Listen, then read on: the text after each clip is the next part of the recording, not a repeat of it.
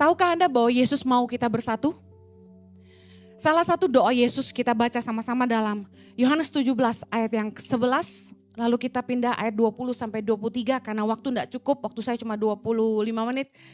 Kita baca sama-sama ayat 11. 3, 2, 1. Dan aku tidak ada lagi di dalam dunia, tetapi mereka masih ada di dalam dunia. Dan aku datang kepadamu, ya Bapa yang kudus, peliharalah mereka dalam namamu, yaitu namamu yang telah engkau berikan kepadaku, supaya mereka menjadi satu, sama seperti kita. Ayat 20, dan bukan untuk mereka ini saja aku berdoa, tetapi juga untuk orang-orang yang percaya kepadaku oleh pemberitaan mereka. Supaya mereka semua menjadi satu, sama seperti engkau ya Bapa, di dalam aku dan aku di dalam engkau. Agar mereka juga di dalam kita, supaya dunia percaya bahwa engkaulah yang telah mengutus aku. Sampai situ dulu. Saudara, salah satu doa Yesus, bahkan diulang-ulang berkali-kali sampai di ayat berikutnya 22 sampai 23 dikatakan juga, Yesus rindu sekali kita orang percaya tuh bersatu. Bukan hanya para hamba-hamba Tuhan, murid-murid Kristus yang Yesus doakan untuk bersatu, tapi dikatakan Yesus juga bilang begini, Yesus rindu supaya juga untuk orang-orang yang percaya kepadaku oleh pemberitaan mereka. Yang artinya gini, bukan hanya murid-murid Yesus, para hamba-hamba Tuhan yang harus bersatu. Tapi semua orang yang menjadi percaya karena pemberitaan mereka juga bersatu. Saya percaya bahwa harusnya kita di dalam kekristenan tidak boleh membuat pemisahan. Tidak boleh ada pemisahan di antara orang percaya. Para hamba-hamba Tuhan tidak boleh mengumpulkan pengikut-pengikut untuk dirinya masing-masing, tapi menjadikan mereka semua murid Kristus. Bukan mengumpulkan pengikut menurut aliran yang berbeda. Karena Yesus jelas berkata, supaya orang-orang yang menjadi percaya oleh pemberitaan mereka menjadi satu. Sedih sekali kalau hari ini kita lihat kekristenan terpisah-pisah. Perbedaan pandangan, perbedaan prinsip, pengertian membuat orang terpisah-pisah. Mari saya rindu, kekristenan bukan membawa pemisahan. Mari kita responin doa Yesus bahwa di dalam kekristenan kita harus jadi satu. Ya Tuhan kita sama. Yesus Kristus namanya. Amen. Saya percaya bahwa dalam sila Pancasila yang berkata kesatuan Indonesia, peranan orang Kristen sangat penting untuk berkontribusi dalam kesatuan bangsa. Sangatlah memalukan ketika kita dipandang dunia terpisah-pisah. Orang Kristen saling bertengkar dan menganggap alirannya yang paling benar. Harusnya kita tidak boleh saling membedakan. Tadi pagi saya katakan di khotbah saya, di ibadah jam 10 pagi, itu ICI selalu overflow, puji Tuhan. Saya sangat bersyukur buat jiwa-jiwa yang Tuhan kirim ke gereja ini. Tapi saya katakan begini, kalau sampai Anda terlambat datang ke gereja dan Anda tidak dapat tempat duduk di dalam dan Anda harus duduk di luar, kenapa tidak ke gereja yang ada di sebelah-sebelah? Kan sama-sama cari Tuhan toh? Maaf, di sebelah kiri ada GBI, di sebelah kanan ada Hokim Tong, di Flix bawah ada GSJS. Harusnya enggak masalah ke gereja mana. Cari aja gereja yang masih ada tempat duduknya daripada harus duduk di luar. Kan sama-sama cari Tuhan. Kalau hanya sekedar mau dengar khotbah saya ada di YouTube. Anda tinggal scroll, Anda suka yang mana. Kita harus menyisihkan perbedaan. Karena ini doa Yesus, kerinduan Yesus adalah kita orang Kristen bersatu. Amen. Bahkan saya tidak melihat orang Katolik sebagai lawan. Kita semua saudara di dalam Tuhan. Katakan amin. Nah masalahnya gini. Bagaimana kita bisa menyatukan perbedaan? Ini adalah sebuah pelajaran yang sulit. Karena turun-temurun bapak-bapak sebelum kita juga sulit bersatu. Tapi saya ingin sekali mengajarkan ini. Bagaimana menyatukan perbedaan? Yang pertama, miliki kepentingan yang sama. Miliki tujuan yang sama.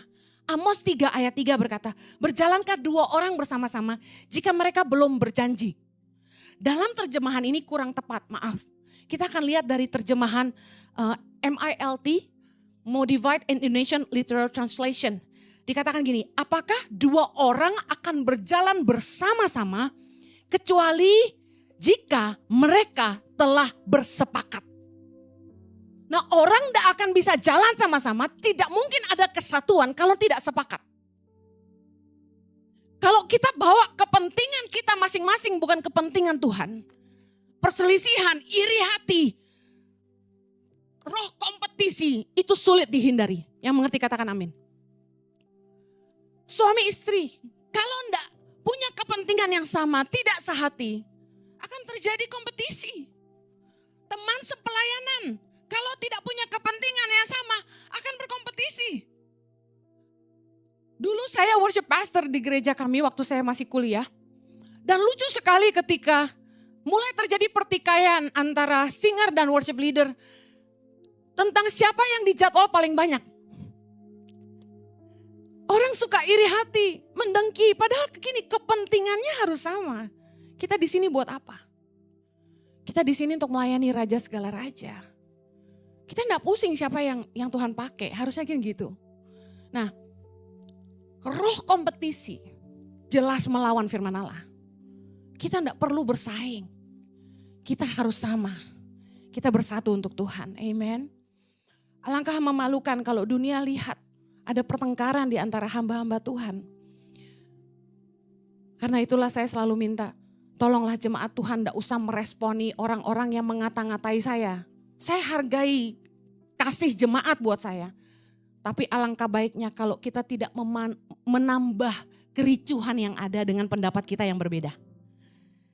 1 Korintus 3. Judulnya tentang perselisihan.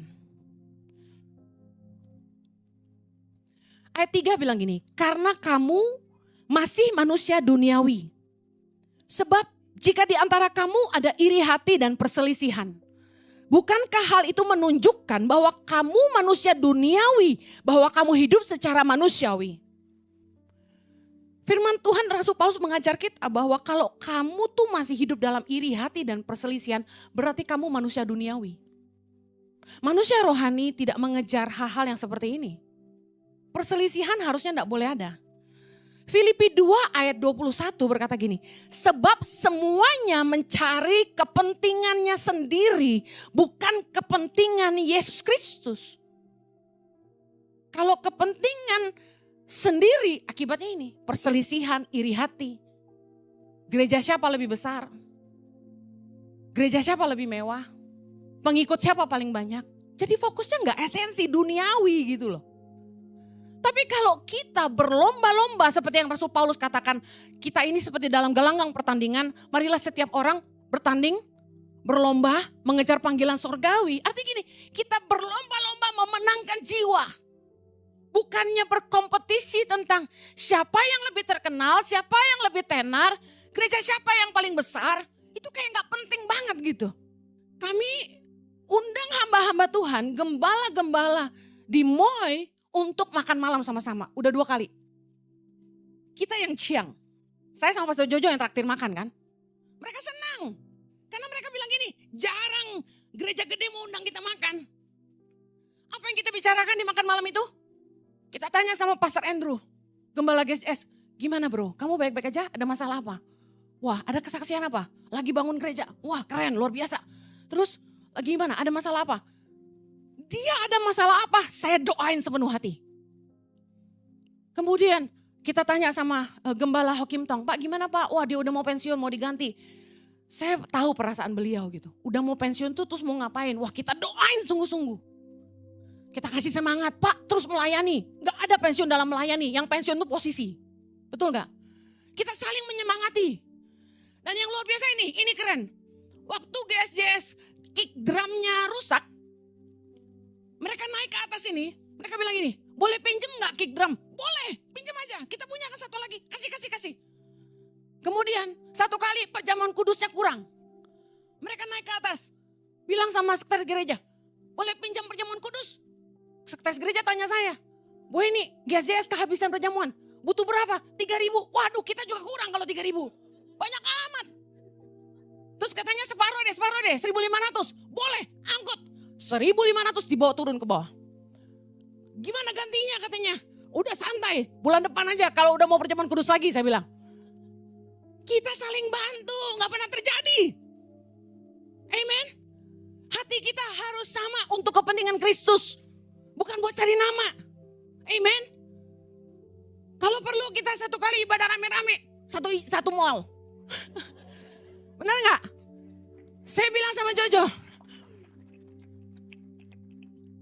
Jangan cuma makan, undang pendeta-pendeta di Moai doang. Kalau perlu sekolah apa Gading. Karena Kelapa Gading ratusan gereja, benar gak sih? Kita traktir makan semua. Amin. Mau jadi berkat buat kesatuan tubuh Kristus? Kita jawab doa Yesus, kita harus bersatu. Kita harus saling bantu. Amen. Filipi 2:21 ini. Dikatakan semua mencari kepentingannya sendiri, bukan kepentingan Yesus Kristus. Betapa Yesus sedih kalau kenyataannya begitu. Segala sesuatu yang kita lakukan harus untuk kepentingan Tuhan. Amin. Perselisihan dan iri hati menandakan kita masih duniawi. 1 Korintus 3 kita bahas. Ayat 4. Baca yuk. Karena jika yang seorang berkata, aku dari golongan Paulus. Dan yang lain berkata, aku dari golongan Apolos. Bukankah hal itu menunjukkan bahwa kamu manusia duniawi yang bukan rohani? Ayat 5. Jadi apakah Apolos? Apakah Paulus? Pelayan-pelayan Tuhan yang olehnya kamu menjadi percaya. Masing-masing menurut jalan yang diberikan Tuhan kepadanya. Aku menanam, Apolos menyiram, tetapi Allah yang memberi pertumbuhan. Ayat 7. Karena itu yang penting bukanlah yang menanam atau yang menyiram, melainkan Allah yang memberikan pertumbuhan. Ayat 8. Baik yang menanam maupun yang menyiram adalah sama. Dan masing-masing akan menerima upahnya sesuai dengan pekerjaannya sendiri. Rasul Paulus menuliskan ini sebagai kritikan pedas kepada jemaat di Korintus yang saat itu mengalami masalah dalam hubungan satu sama lain. Karena terjadi kelompok-kelompok tertentu, terjadi pemisahan di antara pengikut Rasul Paulus dan Apolos. Mungkin juga ada juga pengikut rasul-rasul lain ya. Nah, perpecahan yang parah di antara orang percaya membuat Rasul Paulus menuliskan surat ini dengan sangat keras, menegur. Apakah Apolos? Apakah Paulus? Istilahnya gini kalau bahasa kita, gak penting siapa itu Henny Kristianus. Gak penting siapa itu Yohanes Kristianus. Gak penting banget. Yang penting itu Tuhan Yesus Kristus, katakan amin. Kita gak usah pusing siapa pendetanya. Yang penting itu Tuhannya, amen. Seringkali maaf orang Kristen itu seperti manusia pada umumnya. Selalu cari idola gitu.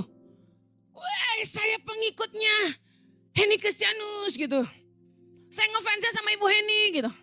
Saya bilang, aduh jangan begitu. Kamu harus ikut Tuhan Yesus bukan Henny Kristianus. Gak penting. Hampir Rasul Paulus bilang gini. Apakah Apolos? Apakah Paulus? Pelayan-pelayan Tuhan yang olehnya kamu menjadi percaya. Baca ini. Masing-masing menurut jalan yang diberikan Tuhan kepadanya. Setiap hamba Tuhan dipakai Tuhan dengan cara yang berbeda. Tujuannya satu, supaya orang menjadi percaya kepada Kristus. Istilahnya ada banyak jalan menuju Roma, pernah dengar? Jadi gak masalah Tuhan pakai siapa dan seperti apa, yang penting membawa jiwa-jiwa percaya. Kita gak perlu kritik hamba Tuhan lain, karena banyak orang yang seleranya beda. Jujur aja, soal makan aja kita seleranya beda, bener gak? Saya mau dengar suara yang suka makan nasi Padang, mana suaranya? Kurang. Kalah deh. Padahal nasi Padang kesukaan saya. Mana suaranya yang suka makanan Sunda? Lebih dikit lagi. Yang suka makanan Jawa. Kok pelan amat yang Jawa kayak Solo? Yang suka Chinese food. Yang suka seafood. Nomor 2 seafood, nomor 1 Chinese food ya. Yang suka BPK. Ditambahin nama gembalanya. Di kantor tadi saya pesanin BPK buat temen yang datang dari Doha. Saudara, gak masalah orang lebih suka dengar khotbah siapa. Mungkin pendeta itu membuat dia lebih mudah ngerti aja. Saya sama suami aja beda selera. Satu kali teman baik, ini karena teman baik, jadi saya gak marah. Dia ngomongnya agak menghina. Dia bilang gini, kalau si Henny mah khotbah, gue udah tahu semua sebelum dia ngomong. Hah? Kaget gue. Semua yang dia khotbah mah, gue udah tahu. Ibaratnya gini, cetek loh gitu ya. Tapi kalau Jojo yang khotbah, gue catet tuh, dia bilang gitu. Dia senangnya sama suami saya. Nggak apa-apa, kan suami saya. Terus saya senyum-senyum, saya bilang gini, beda pasar. Kalau yang senang sama suamiku tuh pasti Kristen-Kristen dewasa. Yang memang haus sama belajar firman Allah. Yang doyannya nongkrongin Bible study, pasti senang sama Pak Jojo. Saya kasih tahu, masing-masing pengkhotbah punya pasarnya sendiri. Benar ya? Nah, sesama pengkhotbah jangan saling menyalahi gitu. Udah, menurut jalan yang diberikan Tuhan kepada mereka untuk membawa orang menjadi percaya. Ada yang suka makanan Manado, ada yang suka makanan Jawa, ada yang suka makanan asin, ada yang suka manis pedas. Saya suami istri aja beda, pasarnya beda. Tapi ya, saya seneng loh Rasul Paulus tulis keras seperti ini. Dia bilang gini, apakah Apolos, apakah Paulus, pelayan-pelayan yang Tuhan yang olehnya kamu menjadi percaya. Masing-masing menurut jalan yang diberikan Tuhan kepadanya. Dan dia tekankan gini, karena itu yang penting bukanlah yang menanam atau yang menyiram. Melainkan Allah yang memberikan pertumbuhan. Yang paling penting itu Tuhan. Karena gini, Tuhan bisa pakai siapa saja. Tuhan bisa pakai apa aja. Kita ini cuma alat aja. Kita gak usah bertingkah. Yang penting gini, lihat aja dari buahnya. Jiwa-jiwa menjadi selamat atau mereka jadi sesat, kan gitu. Lihat dari buahnya, ada perubahan hidup enggak? Yang selalu membuat saya bersyukur adalah setiap kali saya membaca kesaksian tentang jiwa-jiwa yang bertobat, jiwa-jiwa yang hidupnya dipulihkan. Mereka bilang sama saya hidup mereka lebih baik. Ada peningkatan kualitas hidup setelah mereka dengerin khotbah-khotbah saya. Jujur ya, saya kadang juga gak ngerti gimana caranya Tuhan bisa pakai saya. Saya juga rasa gak mampu, makanya tiap kali doa saya selalu bilang, Tuhan tolong hamba-Mu karena sungguh aku gak mampu. Kalau bisa milih jangan jadi pengkhotbah, gue gak mau jadi pengkhotbah. Asal tahu aja saya bilang sama anak saya, jangan jadi pendeta deh. Berat. Lu bisa jadi pengusaha aja deh. Masalahnya gini, ini panggilan. Gak bisa digadaikan. Gak bisa ditukarkan. Perbedaan pandangan dan cara akan jadi masalah kalau kita tuh gak punya tujuan yang sama. Kalau tujuan kita semua sama, kita pengen lihat jiwa-jiwa diselamatkan. Kita gak usah pusing brandnya apa, pendetanya siapa. Yang penting kita terus menangin jiwa, amin.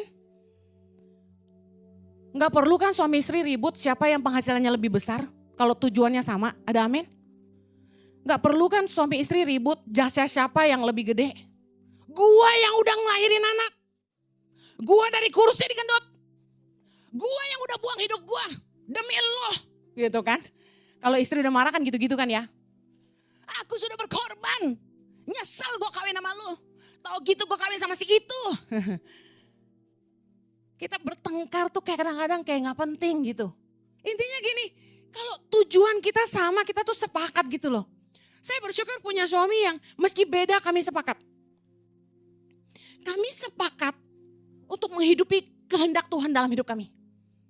Kami sepakat untuk menghidupi panggilan Tuhan apapun bayarannya. Sehingga gak pusing siapa yang dapat mahkota gitu kasarnya. Pak Jojo gak pernah marah-marah sama saya. Gak fair. Gue lebih banyak khotbah dari lu.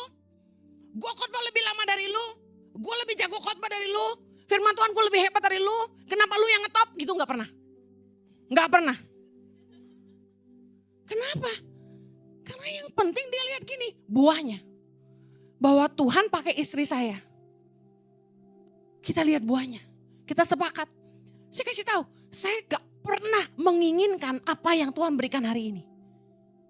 Saya bilang sama Tuhan. Saya protes sama Tuhan. Ini jujur. Saya nangis. Saya bilang.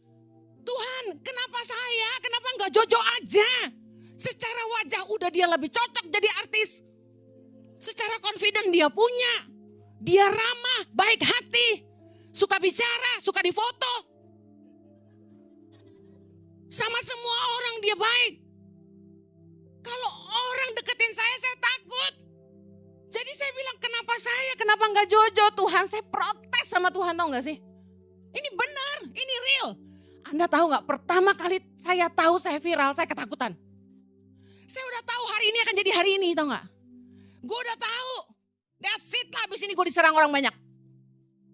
Siapapun yang dipakai Tuhan gak akan lolos dari proses ini.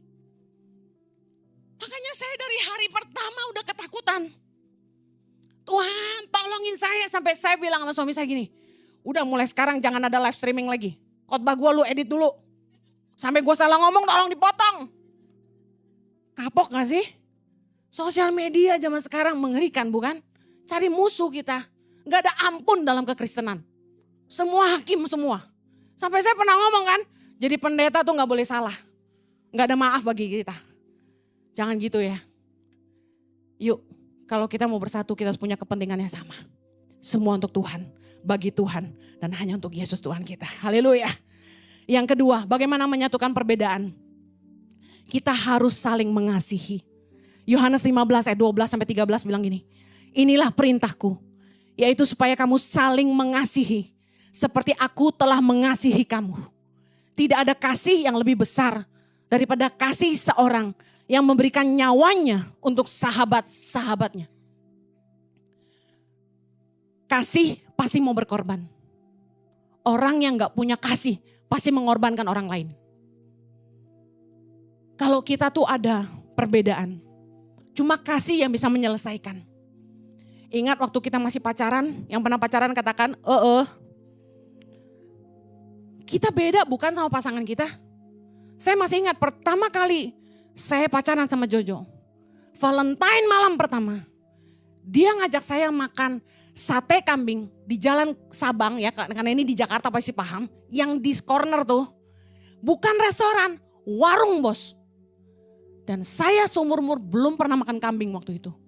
Apa yang terjadi? Valentine kelabu. Kenapa?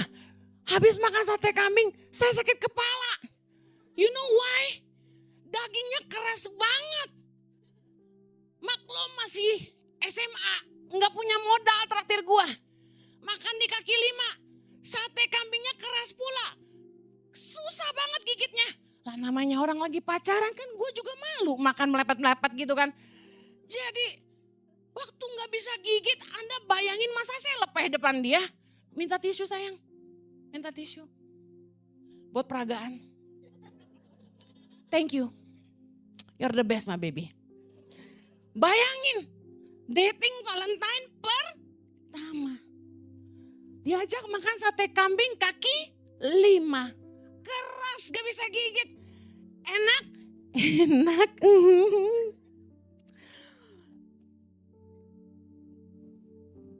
Tarik, gak bisa gigit gimana nih. Lepeh, taruh tisu banyak banget di meja saya. Gak ada yang gue telan. Baru pernah makan kambing, soalnya mak gue gak ngajarin gue makan kambing. Dia makan sendiri dulu gak ngajak gue. Keras sekali. Tapi sejak hari itu, saya doyan kambing gara-gara dia. Sih, perbedaan bisa dilewati karena kasih. Kita waktu pacaran sering kali berselisih. Namanya kita beda banget, saya tuh sama Jojo utara dan selatan. Timur barat, gak ada sama-samanya. Gue sebel sama dia, dia juga sebel sama gue. Kita putus 8 kali ada. Bener, saya pernah putus panjang, pacaran sama orang lain 8 bulan. Balik lagi. Tiap kali saya putus sama Jojo, malamnya kita lagi berantem. Ya udah, gue juga nggak tahan sama lo. Sama, gue juga nggak tahan sama lo. Ya udah, putus aja. Ya udah. Dia pulang, saya masuk rumah. Malamnya, aduh, aku nggak bisa. Saya digaplokin sama mama saya bolak-balik suruh putusin Jojo. Mama saya nyebut Jojo tuh apa? Dodo.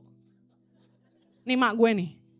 Dia bilang gini, lu jangan sama si Dodo itu ya.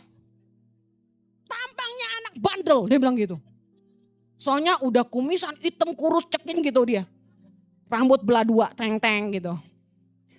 Naik motor ke rumahku, ngebut-ngebutan. Mama saya pas kasih duit hansip buat monitor saya. Saya ke sekolah dijemput dia naik motor, diomelin. Digebukin. Bayangin. Tapi karena cinta saya bertahan sampai kesudahannya. Haleluya. Kasih itu mengalahkan semua perbedaan. Apa masih sama kita? Kagak. Makanya kenapa di ICI sama YTP kita gak berebut kuasa.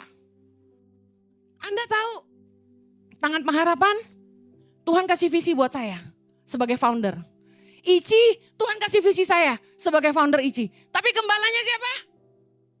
Pastor Jojo. Tangan Pengharapan, bosnya siapa? Pastor Jojo. Enggak ada berantem-berantem. Saya lihat dia suami saya. Saya lihat dia mampu, udah dia yang pimpin aja. Karena kalau kita sama-sama memimpin, pasti hancur. Kenapa?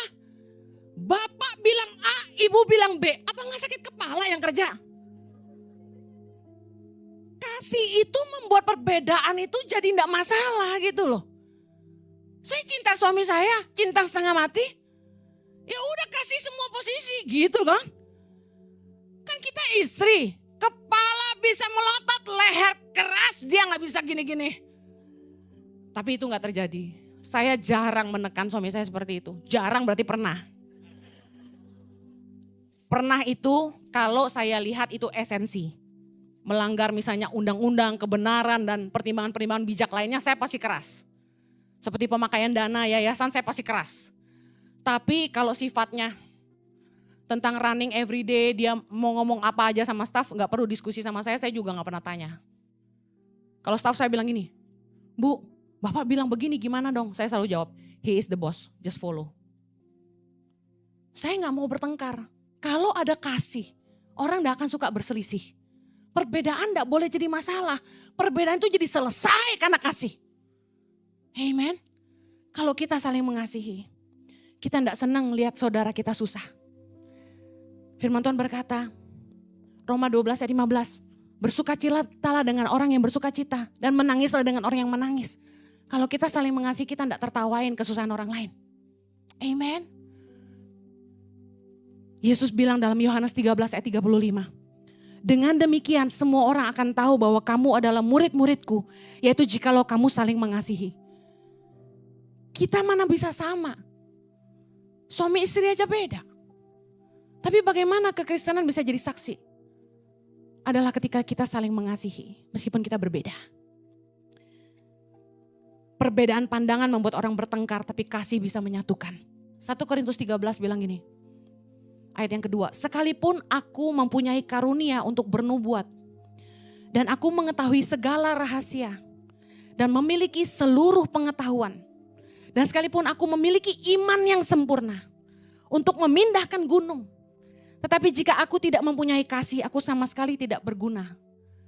Perbedaan pandangan seringkali terjadi ketika orang merasa lebih benar. Tapi firman Tuhan berkata gini, pengetahuanmu jadi gak berguna ketika kamu gak punya kasih. Saya mau akhiri, yang menyatukan perbedaan adalah ketika kita sadar kita harus berfungsi, bukan cari posisi. Kita ini semua berbeda seperti anggota tubuh. Di firman Tuhan dalam 1 Korintus 12, dikatakan banyak anggota tetapi satu tubuh. Ayat 14 dibilang gini, karena tubuh juga tidak terdiri dari satu anggota tetapi atas banyak anggota. Ayat 18 berkata, tapi Allah telah memberikan kepada anggota masing-masing secara khusus suatu tempat pada tubuh. Seperti yang dikehendakinya. Siapa yang menentukan anggota tubuh ada di mana? Tuhan. Kenapa mata ada di atas? Kenapa kaki ada di bawah? Apakah kaki kalah penting sama mata menurut Anda? Kita sama-sama butuh mata dan butuh kaki, setuju? Cuma beda posisi, apakah dua-duanya penting? Penting. Karena yang lebih penting adalah fungsi, bukan posisi. Berbeda gak mata sama kaki? Berbeda. Apa yang bisa menyatukan keduanya? Karena berfungsi, bukan pusingin posisi. Bayangin kalau kaki merasa tersinggung, Tuhan meletakkan dia di bawah dan mata di atas. Anda bisa kebayang kakimu ada di sini? Nggak usah gitulah. Kalau kita bilang gini, tangan sama telinga. Kenapa telinga di atas, tangan di bawah? Gua gak seneng, tangan marah, tangan minta naik. Anda kebayang tanganmu dua di sini dan telingamu yang di sini? Telingamu dengar apa di bagian ketiak coba? Keringetan mulu dia. Saya harap perumpamaan ini cukup jelas karena firman Tuhan tuh keren banget gitu. Rasul Paulus jelasin. Allah telah memberikan kepada anggota masing-masing secara khusus suatu tempat pada tubuh seperti yang dikehendakinya. Tadi saya bilang, emang gue pengen tenar, gue gak pernah tenar, gue gak pernah berusaha tenar. Kenapa saya di atas, saya kemana tahu, saya gak minta. Tapi kebetulan begini, kalau pewahyuan yang saya terima, Roh Kudus bilang gini, lebih banyak yang gak sekolah Alkitab daripada yang sekolah Alkitab. Jadi yang sekolah Alkitab harus bisa ngajar seperti orang yang gak sekolah Alkitab. Supaya bahasanya bisa dimengerti. Saya bersyukur dalam kebodohan saya. Banyak orang-orang dalam tanda kutip yang bodoh teologi ya mereka diselamatkan. Amen. Sejak gereja online ICI berdiri. Kita baptis jiwa-jiwa tiap bulan loh. Gak berhenti loh. Minimal puluhan jiwa dibaptis. Yang namanya dibaptis berarti bukan Kristen loh. Saya kasih tahu, ada pemaksaan di situ? Kita nggak pernah maksa orang pindah gereja. Malah saya persilahkan orang agama apapun mau datang ke ICI tanpa pindah agama.